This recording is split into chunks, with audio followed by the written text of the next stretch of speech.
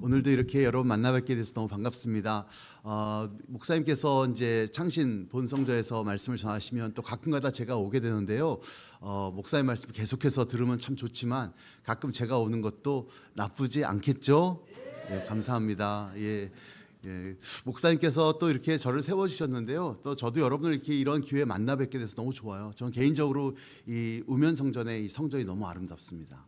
이게 조금 작으면서도 이렇게 오붓한 느낌이 너무 좋아서 평화가, 주님의 평화가 있다는 생각이 들고요.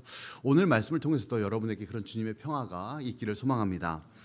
오늘 말씀은 예수님의 치유 드라마라는 제목을 붙여봤는데요. 그러니까 정확하게는 예수님의 드라마 치유입니다. 그러니까 우리가 소위 상담 심리 용어 가운데 드라마 테라피라는 게 있습니다.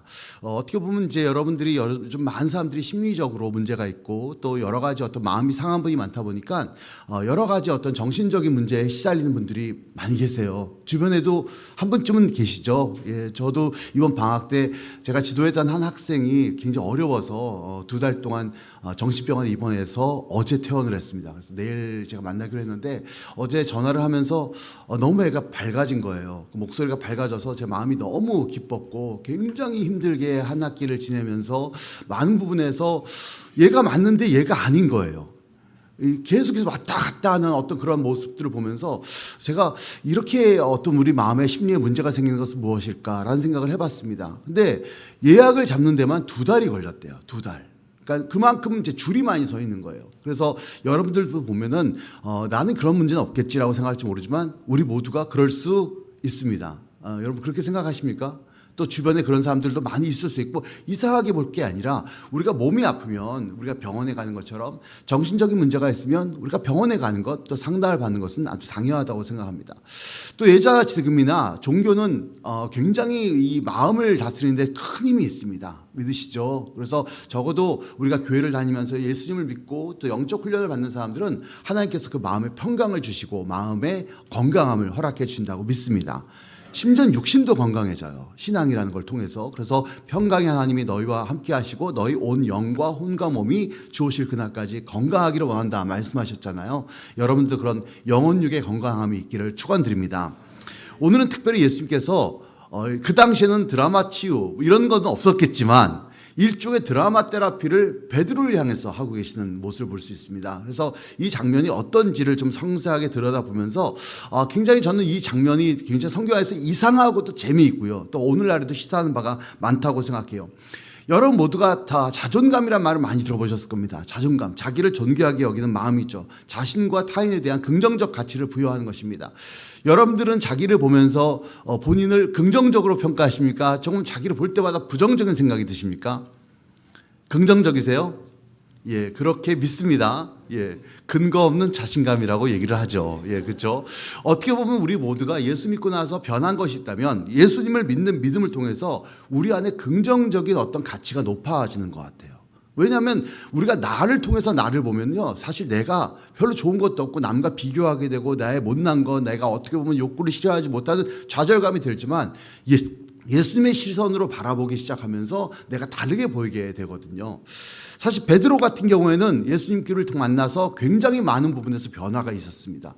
예수님은 베드로는 평범한 어부였고 그냥 일개 노동자에 불과했지만 예수를 만난 후에 새로운 인생의 목적과 가치를 찾았잖아요. 그리고 열심히 뛰어갔고 그리고 그것을 갖고 희망에 부풀어 있었다가 큰 좌절을 맞이합니다. 오늘 본문 이전에 21장 2절을 보면 이런 말이 나와요. 시몬 베드로와 디두모라 하는 도마와 갈릴리 가나 사람 나다나엘과 세베대의 아들들과 또 다른 제자 둘이 함께 있더니 시몬 베드로가 나는 물고기 잡으러 가노라 하니 그들이 우리도 함께 가겠다 하고 나가서 배에 올랐으나 그날 밤은 아무것도 잡지 못하였더니. 저는 이 장면이 베드로가 어떤 장면이냐면 예수님께서 돌아가신 거예요. 예수께서 십자가에 달리셨습니다. 그 십자가에 달리신 다음에 그들이 어떻게 해야 될지 갑자기 멘탈 붕괴가 찾아왔습니다.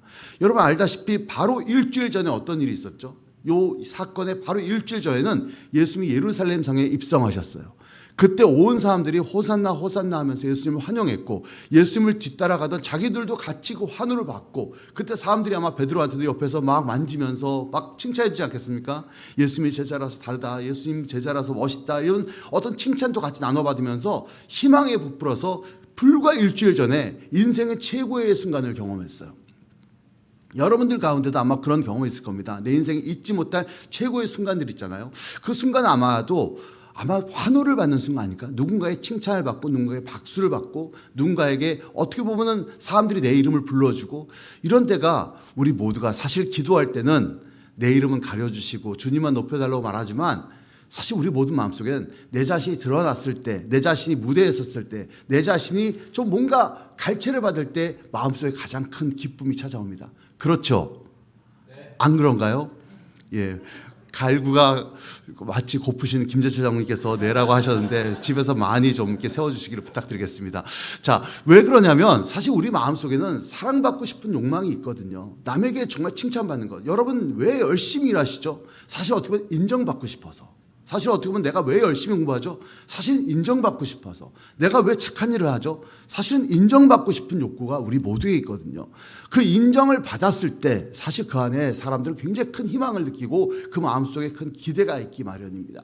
불과 일주일 전에 그런 큰 어떤 영광을 경험하고 4일 동안에 어떻게 보면은 이제 예루살렘에서 거대한 변화가 찾아올 거야. 식민지였던 이 예루살렘에도 예수님을 인하여서 새로운 희망이 부풀 거야. 사람들도 흥분했고 제자들도 흥분했고 예수님도 그때 그 4일 동안의 행적을 보면 굉장히 예수님께서 사람들에게 멋지게 대답하시고 또 바리새인들을 호통도 치시고 성전도 정화시키시고 이런 행동 모든 것들이 그들의 마음속에는 새로운 희망을 품기에 충분했어요. 그런데 불과 나흘 뒤에 예수님이 체포되셨습니다. 체포되실 때 너무 무서웠어요. 이게 무슨 일이지? 라고 생각을 했어요. 그러고 다음에 제자들이 흩어졌지만 설마 그래도 예수님이 이대로 끝나지 않을 거야. 예수님께서 지금까지 보여주신 행적이 있잖아. 근데 하루 뒤에 어떻게 했죠? 예수님이 돌아가셨어요. 예수님이 무대에 장사 지내셨어요. 정말 내 주변에 정말 어떻게 보면 내가 믿고 의지했던 한 분이 사라졌어요. 그분을 믿고 그분을 따르기로 작정하고 내가 3년으로 추정되는 기간 동안 예수님을 따라다니면서 정말 엄청난 인생의 환희를 맛봤던 베드로는 아마 이 순간에 어떤 기분이 들었을까? 저는 그 마음속에 엄청난 좌절감이 임했을 거라고 생각합니다. 베드로뿐만이 아니죠. 여기 나와 있는 10대의 인물들이 전부 다 예수님의 제자들이에요. 그 12명의 제자들이 과연 어떤 마음이 들었을까? 우리도 인생을 살다 보면 이런 좌절감을 겪을 때가 있습니다. 믿었던 모든 것들, 내가 기대했던 모든 것들이 하루순간 와르르 무너지면서 갑자기 내 마음속에 거대한 어떤 갈 길을 모르는 그런 방황과 그런 당황스러운 순간들이 찾아올 경우가 있었겠죠. 사실 여기에 나이가 지긋지긋한 분들은 그런 실패의 경험들이 있을 거고 젊으신 분들은 기대하세요. 있을 겁니다. 예. 그런 순간이 있어요. 분명히 찾아옵니다. 내가 엄청난 기대를 걸었는데 그것이 한순간에 제가 되고 무너지는 그 순간. 그때 내가 할 수 있는 일이 뭘까? 베드로가 뭐라고 그러냐면 이렇게 얘기합니다. 나는 이제 물고기 잡으러 갈 거야. 이게 무슨 말이냐면 다시 옛 생활로 돌아간다는 거예요. 분명히 그는 잃은 것은 없어요. 사실 물고기 잡던 사람이고 물고기 잡다가 예수님 만났고 물고기 잡다가 예수님 만나서 이제는 새로운 희망으로 새로운 삶을 살았지만 이제는 모든 것이 무너진다면 다시 옛생활로 돌아간 거예요. 옛생활로 돌아갈 때의 그 기분은 너무나도 큰 좌절감이 빠졌을 거라고 생각합니다. 모든 것을 버리고 예수님을 쫓을 만한 환희가 있었지만 지금은 다시 옛생활로 돌아갔을 때 그때의 마음은 절망, 어떻게 보면 절망보다는 허무였을 것 같아요. 이제 뭐지? 라고 하는 생각. 그러고 나서 물고기를 잡았는데 많이 잡혔으면 그래도 조금 희망은 있었을 것 같은데 그날 밤에 몇 마리 잡았죠? 한 마리도 못 잡았어요. 그리고 나서 물고기를 던졌더니 물고기가 하나도 안 잡혀져서 아무것도 얻어진 것이 없는 그 낙심스러운 그 상황 속에서 예수님께서 갑자기 찾아오셨습니다. 근데 그때 예수님이 아니죠. 멀리서 어떤 사람이 보였어요. 그래서 예수님이 아니라 어떤 사람이, 아직까지는 어떤 사람입니다. 제가 좀 앞서 나갔습니다. 아직까지는 어떤 사람이 저기 옆으로 그물을 던지시오 라고 얘기를 했어요. 4절부터 읽어보면 이런 말이 있어요. 날이 새어갈 때 예수께서 바닷가에 서셨으나 제자들이 예수인 줄을 알지 못하는지라 예수께서 이르시되 얘들아 너희에게 고기가 있느냐 대답하되 없나이다. 이르시되 그물을 배 오른편에 던지라 그리하면 잡으리라 하시니 이에 던졌더니 물고기가 많아 그물을 들 수 없더라. 예수께서 사랑하시는 그 제자가 요한이죠. 베드로에게 이르되 주님이시라 하니 시몬 베드로가 벗고 있다가 주님이라 하는 말을 듣고 겉옷을 두른 후에 바다로 뛰어내리더라. 사실 여기서 이 장면은 사실은 21장에 처음 나온 장면이 아니에요. 여러분 알다시피 방금 이 장면을 다시 한번 볼게요.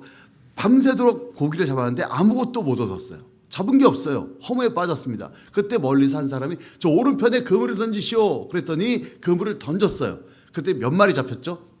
여기서 그 유명한 아니에요. 조금 깎으세요. 153. 그 유명한 모나미 153. 그 153마리 우리 기독교의 어떤 상징적인 숫자가 됐잖아요. 153마리가 잡힐 동안 많이 잡혔습니다.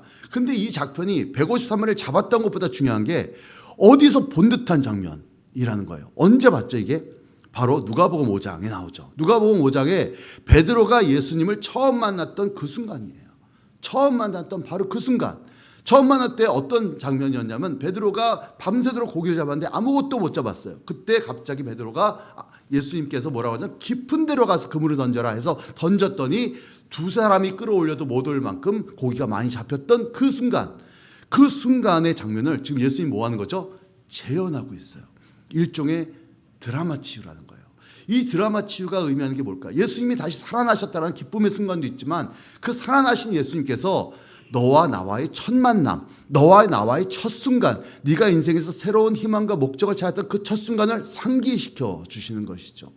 그래서 그때 베드로가 누가복음 5장에서 어떻게 했죠? 물고기가 엄청나게 많이 잡혔는데 그때 주님, 나는 죄인입니다. 나를 떠나소서. 그랬더니 예수님께서 아니야, 너는 이제 사람을 낚는 어부가 될 거야 라면서 예수님께서 베드로에게 새로운 인생의 비전을 알려주셨던 바로 그 밤이에요. 그때 베드로는 모든 거 버려두고 지금까지 이렇게 많이 잡았던 그 물고기가 중요한 게 아니었어요. 물고기가 아니라 모든 것 다 버리고 예수님을 쫓았습니다. 인생의 방향을 찾았던 것이죠. 정말 이 순간이 여러분이 정말 고대하는 정말 희망의 순간일 거예요. 아마 젊은 사람들은 아마 이런 순간을 지금도 기대할 겁니다. 내가 인생에서 정말 모든 것을 걸고 모든 것을 내가 제쳐두고 따를 수 있는 그 길이 있다면 내 인생에 얼마나 큰 방향이 있겠어요. 희망이지 않겠습니까?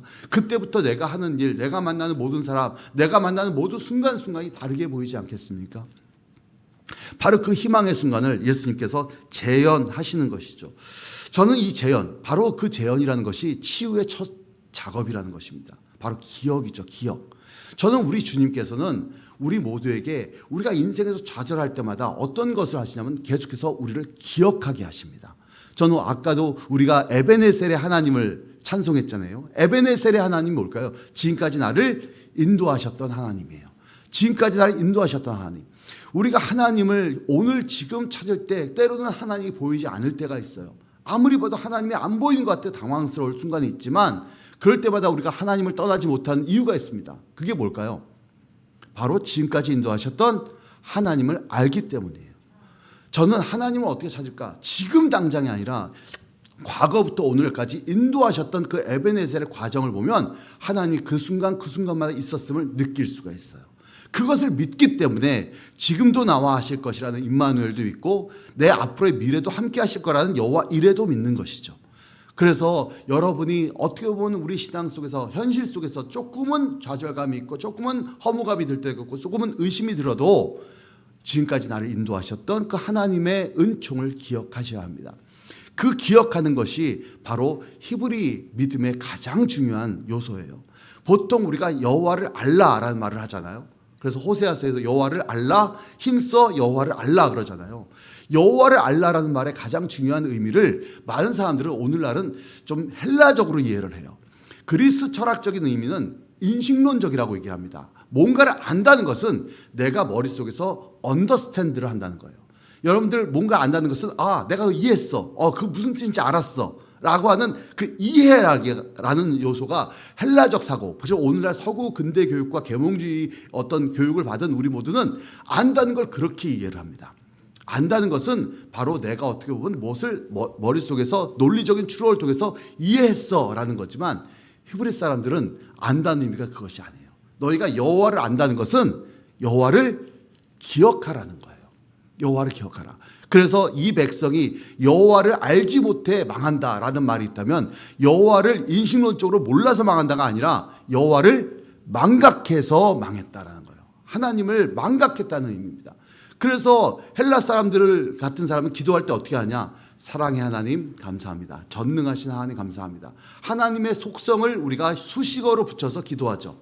하나님, 이런 하나님 감사합니다. 근데 히브리 사람들 기도할 때 어떻게 하죠? 성경에 나오잖아요. 어떻게 기도하냐면 아브라함의 하나님, 이삭의 하나님, 야곱의 하나님. 항상 그들의 역사를 다시 읊어요.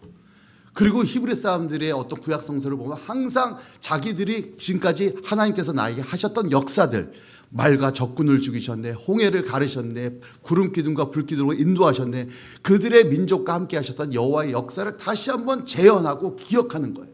그 기억한다, 되풀이해서 기억한다라는 것을 우리는 신명기라고 얘기를 합니다. 계속해서 우리가 기억하라는 거예요. 저는 어떻게 보면 내 마음속에 가장 중요한 하나님을 만날 때 어떻게 만나면 때로는 인식론적으로 하나님이 이해 안 될 때가 너무 많아요. 신앙 난제들이 많아요. 하나님이 안 풀려요. 이렇게 하면 하나님이 계신 것을 내가 인지하지만 때로는 도대체 하나님이 맞나, 성서가 맞나 이렇게 의심이 들 때가 저도 목사이지만 있어요. 여러분들, 제가 있는데 여러분들 없겠습니까? 왜 없겠습니까? 사람들이 막 이해하면 내가 대답을 해줘야 되는데 뭐 대답이 시원찮아. 이런 때 참 답답한데, 그럴 때마다 제가 상기하는 게 뭔지 아세요? 우리 할머니의 하나님, 우리 어머니의 하나님, 그리고 나의 하나님, 또 더 나아가선 내 와이프의 하나님, 그리고 내 동료 친구의 하나님. 저는 그것이 바로 하나님을 믿는 굉장히 중요한 하나의 기초예요. 그래서 믿음의 유업이란 말이 나와요. 믿음은 그래서 이어져요. 내 삶 속에서도 이어지고 우리의 가문에도 이어지고 우리의 역사 속에 흘러 넘치는 것입니다. 한국 기독교가 100년이 됐어요. 제가 지난주에 개인적으로 홀로 여행을 다녀왔습니다. 제가 이런 짓을 가끔 합니다. 예. 가끔 이제 와이프와 애들 버리고 혼자 여행을 떠나는데 어디를 가냐면 경북 쪽을 갔어요. 경북 쪽에 가서 대구를 갔습니다. 대구 포항을 갔다 왔는데요. 대구 포항 과메기도 좋았고 뭐 다 좋았지만 개인적으로 참 좋았던 순간이 대구에서 청라언덕이라는 곳이 있습니다. 혹시 들어보셨나요? 그 노래도 있잖아요. 청라언덕. 아시네. 대구 잘 아시나 봐요. 아니, 서문시장 옆에 청라언덕이라고 있고, 청라언덕에 소위 근대 기독교 유적지가 몰려 있습니다. 거기에 의료 선교원 했던 것, 최초의 어떤 여러 가지 어떤 그 대구 선교의 시작점이 됐던 곳, 그리고 성당도 계산성당이라는 카톨릭 유적지도 있고, 또 거기에 계명대학교 병원, 동산병원, 그 당시에는 제중원이라고 불렸던 최초 의료 선교지들이 있어요. 거기에 선교사님들의 무덤도 있습니다. 그 대구의 기독교 유적지를 쭉쭉 돌아보면서 제가 느꼈던 것은, 와, 이렇게 아름다웠던 그 하나님의 복음의 씨앗, 복음의 어떤 그 아름다운 열매들이 그때 그 선교사들은 이렇게 한국교회 기독교가 뿌리 내리고 꽃을 필 줄 알았을까? 그들이 어떻게 씨를 뿌렸을까를 다시 한번 되새겼어요. 그런 유적지들이 서울에만 있는 게 아니에요. 우리나라 곳곳에 있습니다. 기회가 된다면 여러분들이 그런 기독교 유적지들을 다녀보면 우리 마음속에 마음이 달라져요. 그래서 에베소 교회도 너는 첫사랑을 잃어버렸어 라고 계시록에서 말씀하시잖아요. 우리가 하나님에 대한 그 기억, 내가 하나님을 처음 믿었던 그 순간, 하나님을 믿고 내가 헌신했던 그 결심, 사실 그 모든 것들을 나도 기억하지만 하나님도 기억하십니다. 그래서 이사야서 42장 21절을 보면 이런 말씀이 있습니다. 야곱아, 이스라엘아, 이 일을 기억하라. 너는 내 종이니라. 내가 너를 지었으니 너는 내 종이니라. 이스라엘아, 너는 나에게 잊혀지지 아니하니라. 사람은 나를 잊을지 몰라요. 사람들은 그땐 친했지만 지금은 나를 버릴지 몰라요. 옛날엔 같이 돌았는데 지금은 그분은 출세해가지고 나 같은 존재는 사람 알아줄지도 몰라요. 그런데 기억합니다. 우리가 사실 굉장히 기분 좋은 순간이 어떤 사람이 있는데 옛날에 잠깐 만났는데 오랫동안 헤어져요. 그리고 그 사람은 굉장히 높은 자리에 올랐어요. 근데 만났어요. 근데 우리는 다가서기가 어려워요. 그때는 친했지만 저 사람이 나를 기억할까? 저 사람이 날 기억할까라는 그런 어떤 마음이 있는데 그 사람이 멀리서 딸고 어이구 진수야! 라면서 갑자기 기억해가지고 찾아왔어요. 그럴 때 어때요? 굉장히 고맙죠. 나는 잊혀지지 않은데 그 사람은 나를 기억한다는 거예요. 나를 기억해주고 내 이름을 불러줬을 때 그 마음속에 굉장히 기쁘잖아요. 마찬가지로 주님은 여러분이 한동안 예수님을 떠났을지라도, 예수님이 꼭 여러분이 좀 실수한 일이 있을지라도, 범죄를 저질렀을지라도, 또 여러 가지 어떤 좌절을 맛봤을 때라도 주님은 여러분을 기억하십니다. 주님은 여러분을 기억하십니다. 그리고 여러분을 향해서 너는 나에게 절대 잊혀지지 않아. 내가 너와 걸었던 그 수많은 순간들, 저 노래 중에서 좀 재미있는 노래, 너의 눈, 코, 입, 널 만지던 그 순간 모두 다 뭐 이렇게 나온 그런 노래가 있거든요. 부를 수는 없지만 사실 그 노래처럼 그 순간 하나하나가 다 기억나는 거예요. 그래서 우리가 할 일이 뭐죠? 우리는 바로 우리도 하나님을 기억하는 겁니다. 너무 많이 잊어버렸어요. 우리가 너무 많이 잊어버렸어요. 현재 내 입에서 튀어나오는 불평들, 내 입에서 튀어나오는 원망들, 내 입에서 튀어나오는 어떤 미움들, 내 입에서 정말 어떻게 보면 부정적인 생각들이 가득할 때, 또 여러 가지 좌절감이 들 때마다 우리가 너무 하나님을 잃어버렸구나. 하나님 믿고 기뻐 뛰며 방방 뛰던, 흥분에 차 있던, 약간은 정말 정서적으로 약간 뭔가 내가 방방 떠 있었던 그 감격이 어느 순간에 식어버려요. 예배에 나올 때도 어떻게 보면 그 기대감이 사라지고 그냥 형식적인 종교생활처럼 매일매일 반복되는 그런 신앙생활을 오래 하다 보면 그런 순간이 오거든요. 매너리즘에 빠진다고 하죠. 근데 기억하는 거예요. 그 기억. 저는 그 기억이라는 것이 우리에게는 너무나도 큰 축복이라고 저는 믿습니다. 연인들이 싸워요. 그럼 헤어질 수 있나요, 없나요? 연인들이 헤어질 수 있나요, 없나요? 제가 차마 부부란 말은 안 하겠습니다. 연인들이 헤어질 수 있죠. 예, 다 한 번씩은 경험해 보셨을 수도 있잖아요. 그렇죠? 근데 연인들이 헤어지지 못하는 이유가 있고 연인들이 안 좋아졌다가 다시 좀 화해하는 가장 중요한 게 뭔지 아세요? 예, 맞아요. 추억이에요. 추억. 기억이에요, 기억. 그 기억이 사실은 우리로 하여금 그 순간의 어떤 감정은 진짜 진실되거든요. 지금은 좀 소원했어요. 지금은 실망했어요. 지금은 좀 속된 말로 미워 죽겠어요. 근데 그때 그 자리에서 그 시간에 있었던 그 시간의 감정은 정말 진실했거든. 사실 우리 인간과 인간과의 화해도 바로 이 부분인 것 같아요. 지금은 조금 멀어지고 지금은 좀 소원해지고 지금은 갈등이 있고 그렇지만 여러분 그럴 때는 오히려 예전에 그 사람과 내가 좋았던 그 순간을 기억해야 되는데 우리가 살다가 그 기억을 잃어버리고 지금 현재의 감정만 남아서 우리의 관계가 깨지는 것 같아요. 우리가 그럴 때마다 자꾸 그 기억을 떠올렸으면 좋겠어요. 자녀를 키울 때도 마찬가지죠. 지금 자녀들이 이쁜 사람도 있겠지만 지금 자녀들이 꼴보기 싫은 분들도 있을 거예요. 정말 왜 내 속에서 어떻게 저런 게 나왔지? 뭐 이런 생각을 하게 되거든요. 어떻게 저건 뭐지? 이런 생각이 들 때도 있는데 여러분 그 아이가 나에게 줬던 어떤 기억들 한번 떠올린다면 여러분 그 아이에 대한 기대심, 그 아이에 대한 애정을 우리는 절대로 끊을 수가 없죠. 그렇죠? 그게 부모의 심정이죠. 솔직히 말하면 저는 지금도 제 딸아이가 처음 태어났을 때 사실 아기 처음 태어나면 다 이티같이 생겼거든요. 안 예뻐요. 예. 근데 그 아이를 처음 내가 너무 신기했어요. 예. 저도 그 당시엔 20대 정말 어린 아빠였기 때문에 그 내가 만든 아이야. 내가 만들었어.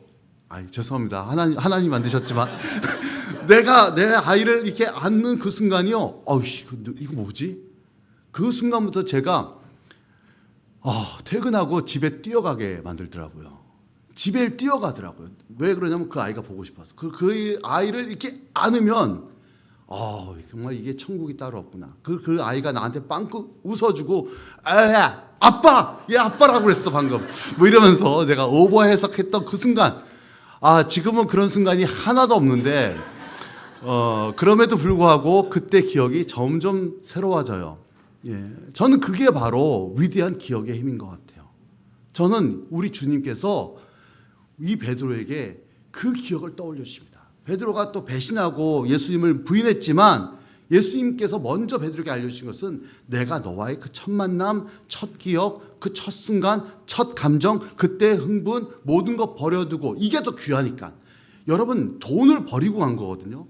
생각해 보세요. 돈을 버리고 갈 정도면 이게 얼마나 좋았기 때문이에요.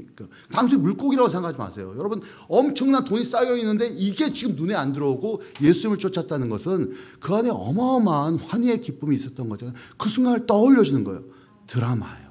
일종의 드라마. 재현하셨어요. 재현하시고 예수님께서 베드로를 지금 치유하십니다. 좌절과 낙심에 빠져 있는 그 베드로를. 우리에게도 이런 치유의 순간이 필요할 줄 믿습니다. 그리고 나서 제자들이 이제 그 흥분을 좀 가라앉히고 이제 육지로 올라왔어요. 그리고 예수님께서 함께 조반을 드셨습니다. 그 조반을 먹을 때 12절부터 보면 이렇게 나옵니다. 21장 12절에 예수께서 이르시되 와서 조반을 먹으라 하시니 제자들이 주님이신 줄 아는 거로 당신이 누구냐 감히 묻는 자가 없더라. 예수께서 가셔서 떡을 가져다가 그들에게 주시고 생선도 그와 같이 나누셨습니다. 예수님께서 그날 요 사건을 위해서 준비 많이 하셨어요. 아마 제가 상상하기는 이제 물고기 잡는 동안 이렇게 막 준비하셨던 것 같아요. 예수님 굉장히 꼼꼼하시거든요. 예. 그래서 이렇게 준비하신 다음에 딱 와서 조반을 먹으러 가시고 동그랗게 앉았어요. 동그랗게 앉고 이제 조반을 먹는데 떡을 이렇게 떼어 주십니다. 저는 이 장면도 일종의 예수님의 또한 하나의 드라마예요. 지금 21장에는 두 개의 드라마를 보여주시거든요. 첫 번째는 그 물고기 잡는 드라마를 보여주셨고 떡을 뗍니다. 그리고 나서 15절부터 오늘 읽은 본문 이해할 수 없는 대화가 시작돼요. 15절부터 17절은 정말 이해하기가 어려운 사실 성경 구절이에요. 한번 읽어볼게요. 그들이 조반 먹은 후에 예수께서 시몬 베드로에게 이르시되 요한의 아들 시몬아 네가 이 사람들보다 나를 더 사랑하느냐 하시니 이르되 주님 그러하나이다. 내가 주님을 사랑한 줄을 주님께서 아시나이다. 이르시되 내 어린 양을 먹이라 하시고 또 두 번째 이르시되 요한의 아들 시몬아 네가 나를 사랑하느냐 하시니 이르되 주님 그러하나이다. 내가 주님을 사랑하는 줄 주님께서 아시나이다. 이르시되 내 양을 치라 하시고 세 번째 이르시되 요한의 아들 시몬아 네가 나를 사랑하느냐 하시니 주께서 세 번째 네가 나를 사랑하느냐 하심으로 베드로가 근심하여 이르되 주님 모든 것을 아시오매 내가 주님을 사랑하는 줄을 주님께서 아시나이다. 예수께서 이르시되 내 양을 먹이라. 정말 이게 약간 치매에 걸린 노인네 아니신가? 아니 정말 너무 이해가 안 되는 거예요. 밥 먹다 갑자기 예수님께서 네가 나를 사랑하니? 예, 주님 내가 주님 사랑하는 줄 주님이 아십니다. 그래 밥 먹자. 베드로야 시몬의 아들 시몬 시몬의 아들 요한의 아들 시몬아 네가 나를 사랑하니? 예, 주님, 내가 주님을 사랑하는 줄 주님께서 아십니다. 두 번째까지는 그러려니 해요. 근데 그래 밥 먹자. 요한의 아들 시몬아, 네가 나를 사랑하느냐? 이때 베드로가 어떻게 하죠? 근심하였다 그랬어요. 근심하였다. 괴로운 거예요. 이 세 번이나 똑같은 질문을 하세요. 왜 그럴까요? 왜 그럴까요? 사실 이 장면이 때로는요 너무 잔인해요. 이것도 역시 마찬가지 재현이에요. 바로 목요일 밤이에요. 목요일 밤에 그들은 함께 앉아서 최후의 만찬을 나누었어요. 떡과 포도주를 나누면서 그들께서 예수님께서 여러 말씀을 하셨어요. 그때 베드로가 뭐라고 얘기했죠? 주님께서 내가 이제는 이 세상을 떠나고 너희 없는 곳으로 갈 거야. 내가 잡혀서 이제 죽게 될 거야를 말씀하시니까 베드로가 그런 일 없어요. 주님이 그런 일이 있으면 내가 주님과 함께 죽을 겁니다. 결심했잖아요. 그랬더니 주님께서 뭐라고 말씀하시죠? 베드로야, 네가 새벽닭 울기 전에 나를 3번 부인할 거야. 네가 나를 3번 부인할 거야. 실제로 예수님께서 그날 밤에 그냥 농담하신 건 줄 했어요. 그리고 예수님 기도하러 가셨고 자빠져 주무셨어요. 베드로는. 그러다 갑자기 우왕우왕 거리고 군인들 오고 정말 전광석화처럼 예수님이 잡혀가셨고 이게 뭐지 당황하고 막 쫓아가고 그러다가 마을까지 내려왔고 마을까지 내려와서 사람들이 막 예수님 잡으려고 하고 살기가 등등하고 그럴 때 어이구 저 사람도 예수님과 같이 있었지 않습니까? 뭐예요? 아니에요. 몰라요. 첫 번째 부인. 두 번째 부인 어떻게 했죠? 그리고 사람들이 너도 같이 있는 걸 내가 봤어. 잘못 본 거예요. 난 처음 봤어. 몰라요. 소극적인 부인. 세 번째 아니야 저 사람 맞아. 저 사람 예수님 옆에 있던 바로 그 가장 왕초똘만이야 라고 얘기했을 때 이 사람 뭐라 했죠? 저주하면서 내가 저 빌어먹을 저 사람을 내가 어떻게 알아요? 저 사람 저 죽어 마땅한 사람을 내가 어떻게 알겠어요? 몰라요. 이렇게 부인을 했어요. 그때 갑자기 꽃기요 하고 울립니다. 그때 베드로가 물론 굉장히 겁났을 거예요. 저는 이것을 그렇게 많이 비난하고 싶지 않아요. 사람은 비겁해요. 여러분도 베드로처럼 안 할 거라는 보장이 있습니까? 여러분 정말 진짜 막 잡혀가고 사람들 살기 등등한 이 순간에 막 사람들이 막 정수없이 나를 추궁하면 나도 무서워서 나도 모르게 내가 누군가를 모른다고 부인할 수도 있거든요. 그렇지만 베드로가 어떤 사람이에요? 바로 예수님의 수제자였고 예수님을 위해서 어떻게 하겠다고 내가 막 결심하고 다짐하고 맹세하고 서원하고 그랬던 나의 어떤 모습이 있는데 내가 정작 위기의 순간에 주님을 모른다고, 심지어 저주가면서 모른다고 했던 그 순간은 베드로의 인생에 마음속에 엄청난 트라우마입니다. 이 트라우마, 전 트라우마가 꼭 누군가에게 나에게 피해를 줬기 때문에 트라우마가 아니라 내가 누군가에게 큰 상처를 준 것도 트라우마예요. 내가 누군가에게 엄청난 잘못을 한 것도 마음속에 엄청난 충격으로 오래 남습니다. 여러분, 그때 그 베드로가 예수님이 주님이시다 그랬을 때 베드로가 물에 뛰어들었잖아요. 뛰어들고 나서 베드로가 그 순간 당황했을 겁니다. 자기가 한 일을 알잖아요. 그리고 나서 아마 밥 먹을 때 제가 상상하는 겁니다. 아마 베드로가 옛날 같으면 약간 좀 나대시잖아요. 베드로가 이렇게 착한 짓도 많이 하시고 선생님은 주님이시여 이렇게 막 이런 것도 많이 했는데 아마 예수님이 이렇게 앉았을 때 사각지대 여기쯤 앉아 있었을 것 같아요. 밥 먹을 때 눈에 안 띄는 자리에서 이게 조용히 밥 먹고 있었을 것 같아요. 제 개인적인 생각은. 근데 예수님께서 갑자기 요한의 아들 시몬아, 네가 나를 사랑하느냐? 라고 말씀하시니까 베드로가 당황스러운 거죠. 3번씩이나 그렇게 했을 때 예수님 너무 잔인해. 너무 잔인해. 알잖아. 이 사람 왜 쭈뼛거리는지 알잖아. 무엇을 하는지 알잖아. 내가 잘못한 거 안단 말이에요. 여러분들 진짜 그렇잖아요. 나도 알고 저 사람도 알고 사람들도 다 알아요. 내가 잘못한 거를. 근데 그걸 입으로 꼭 드러내셔야 되겠습니까? 어떻게 생각하세요? 너무 잔인하다는 생각이 들어요. 근데 주님이 왜 그랬을까요? 주님이 왜 이 3번, 정말 주님 뒤끝 장렬인가요? 주님 소심하신가요? 뒤끝 장렬하시는 건가? 저는 이것도 주님이 베드로에 대한 어마어마한 사랑의 치유 과정입니다. 이것도 드라마예요. 재현하신 겁니다. 이 3번 부인했던 사랑을 드러내시는 거예요. 때로는 우리가 죄를 덮어줄 때도 있지만 우리의 어떤 아픈 상처를 드러낼 때도 있어요.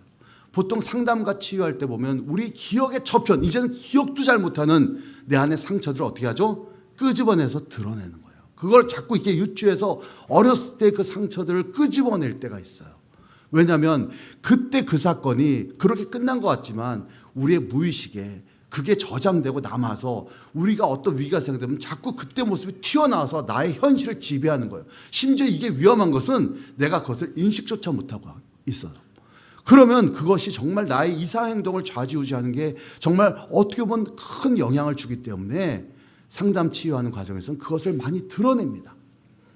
저는 그런 것들이 저도 있어요. 저도 보면 불뚝불뚝 이상한 짓을 해요. 저희 와이프의 표현에 의하면 제가 가끔 가다가 정말 예기치 못한 어떤 때 욱할 때가 있대요. 그러면 그 욱할 이유가 없는데 제가 왜 욱을 했을까요? 보면 제가 분석을 해보면 어렸을 때의 상처들이 있어요. 어렸을 때의 상처들. 그 어렸을 때의 그 어떤 지금은 어떻게 보면 예수 믿고 다 해결된 것 같았지만 문득문득 그런 상처들이 나를 지배할 때를 나도 느끼곤 합니다.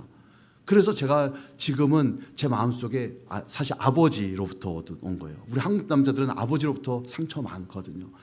나도 모르게 자꾸 그 아버지처럼 변해요. 나도. 그래서 그 아버지를 생각을 많이 합니다. 저도 개인적으로는.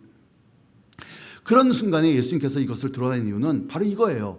지금 드러내지 않으면 베드로가 앞으로 예수님께서 이제 이후에 베드로가 이 교회를 세우고 교회를 이끌어갈 위대한 지도자입니다.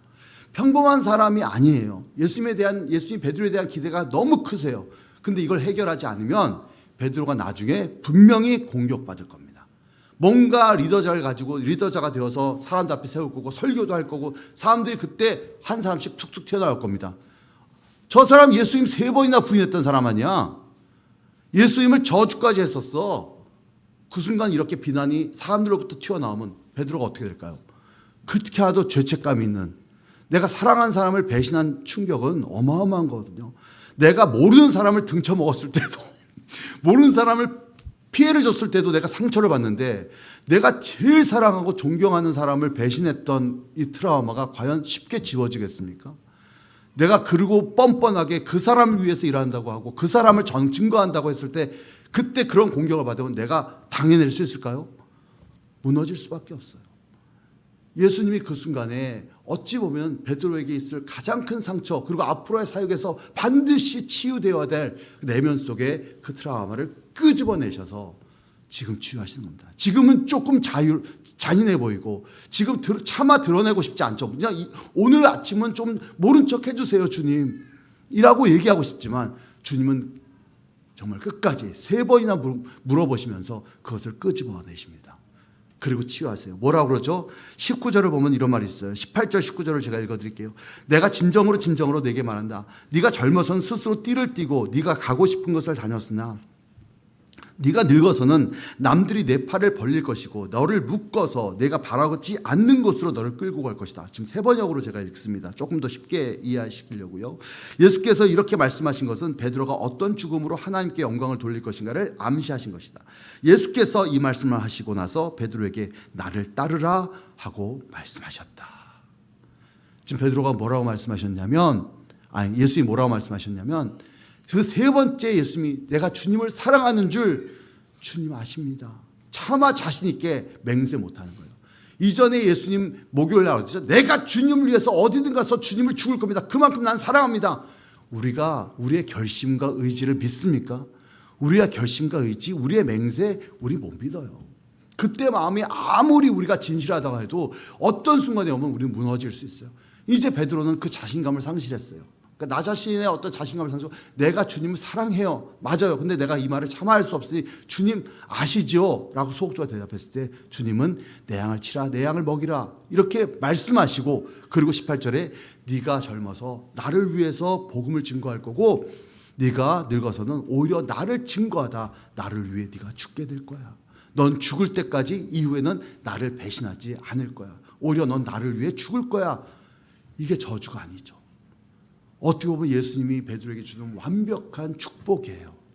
이전에 너는 나를 부인하고 배신했을지 모르지만 이후로는 너는 나를 절대로 배신하지 않을 사람이 될 거야 라고 말씀해 주십니다. 그 얘기는 뭘까요? 어쩌면 예수님께서 베드로에게 지금까지 모든 상처가 어떨지 모르지만 앞으로의 미래에는 너는 완벽한 나의 제자가 될 것임을 보증해 주는 거예요. 예수님의 예언대로 됐으니까. 그리고 그 예언대로 살았고 베드로 그 예언대로 죽었죠. 저는 이 순간에 베드로는 온전한 치유가 있어요. 이후에 베드로에게 누군가가 공격할지 모릅니다. 예수님 부인했던 사람이잖아. 베드로 멘탈 나갈까요? 아니면 튼튼할까요? 꺾이지 않죠. 맞아. 나 예수님 부인했었어. 난 그런 사람이야. 못났던 사람이야. 하지만 예수님이 나 사랑하시고 나의 그 모든 그것까지도 용서하시고 나를 이렇게 새롭게 복음 증거자로 삼아주셨어. 오히려 강력하게 대응할 수 있는 멘탈이 강한 그런 어떤 지도자로 거듭날 수 있었을 겁니다. 저는 그게 주님께서 우리를 사랑하시는, 우리를 사용하시는, 우리를 세우시는 방식이에요. 여러분의 영광스러운 순간도 기억하시고 여러분의 어떤 첫 순간도 하나님께서 재현하시고 예수님의 가장 큰 못난 분, 누군가 아무도 몰랐으면 좋겠어, 아무도 몰랐으면 좋겠어 라고 감추고 싶은 분도 주님은 그 분을 드러내셔서 그것을 깨끗하게 치유하시고 이제는 이후로 넌 전혀 다른 삶을 살 거라는 용기를 허락해 주십니다. 이제 베드로는 엄청난 제자가 되죠. 사도행전 2장에 보니까 어떻게 하죠? 베드로가 불꽃을 피웁니다. 정말 마음속에 있었던 그 복음의 열정이 입으로 튀어나왔을 때 한반에 몇 명이 회개했죠? 기억나십니까? 사도행전 2장에 베드로가 한방 딱 설교를 했더니 몇 명이 회개했죠? 3,000명. 3,000명을 한방에 설득시키는 이 놀라운 수사력. 초대교회는요, 개척교회가 아니에요.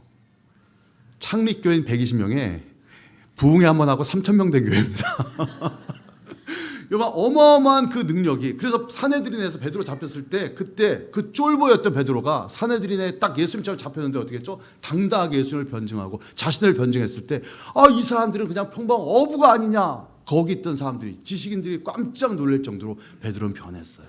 그 위대한 역사가 이 치유를 통해서 나타난 것입니다. 우리 모두는 그런 과정이 필요해요. 연약한 존재들이죠. 그렇지만 우리 안에 있던 내면 가운데 예수님은 치유하시고 세우시기를 원합니다. 지금도 주님은 그러한 드라마를 준비하세요. 그래서 우리 안에서 새로운 것들을 깨닫게 하시고 사람들을 만나게 하시고 순간순간 그런 것들을 다시 한번 재현해서 우리가 우리 마음속에 있던 모든 것들이 주님 앞에 아름답게 온전하게 서서 하나님의 사람으로 세워지기를 원하십니다. 이번 겨울이 지나고 봄이 되면 어쩌면 여러분에게 새로운 기대의 삶이 펼쳐지기를 원합니다. 우리나라도 아마 새로워질 것으로 기대합니다. 너무나도 많은 사람들이 상처와 분노와 좌절과 그런 어떤 갈라짐과 그런 것으로 어떻게 보면 고통받고 있는 한국 사회에서 여러분이 이제는 내가 치유받고 누군가의 마음속에 그런 것들을 봄눈 놓듯 치유할 수 있는 하나님 위대한 치유자로 서기를 주님의 이름으로 부탁드립니다. 기도하겠습니다. 하나님 감사합니다. 우리들은 연약한 존재이고 우리들은 날마다 주님 앞에 치유가 필요합니다. 우리 안에 있었던 약한 부분들, 우리 안에 있었던 영광스러운 순간들, 우리 안에 있던 모든 긍정적인 기운들, 또 부정적인 어떤 헛된 것들, 그 모든 것들 주님 앞에 내가 내어놓고 기도합니다. 하나님, 우리를 만져주시고 우리를 치유하여 주시옵소서. 우리를 새롭게 하여 주시옵소서. 내가 주님을 절대 잊지 아니하고 주님을 기억하고 주님이 나를 절대 잊혀지지 않는다고 말씀하셨던 것처럼 우리도 매 순간순간 주님을 기억하며 살아가는 하나님의 아름다운 제자들 될 수 있도록 인도하여 주시옵소서. 장신교회를 축복하여 주옵소서. 그 믿음의 아름다운 기억들이 넘쳐나게 하시고 그 기억이 우리 공동의 기억이 되게 하시고 그 공동의 기억 가운데 이 교회가 믿음의 터 위에 든든하게 서갈 수 있도록 우리 교회를 축복하여 주옵소서. 세우신 목사님에게 함께 하시고 또 주님께서 그 목사님을 통해서 앞으로 이루어질 놀라운 치유의 역사가 이 교회 가운데 가득하도록 인도하여 주옵소서. 감사하며 예수님의 이름으로 기도했습니다.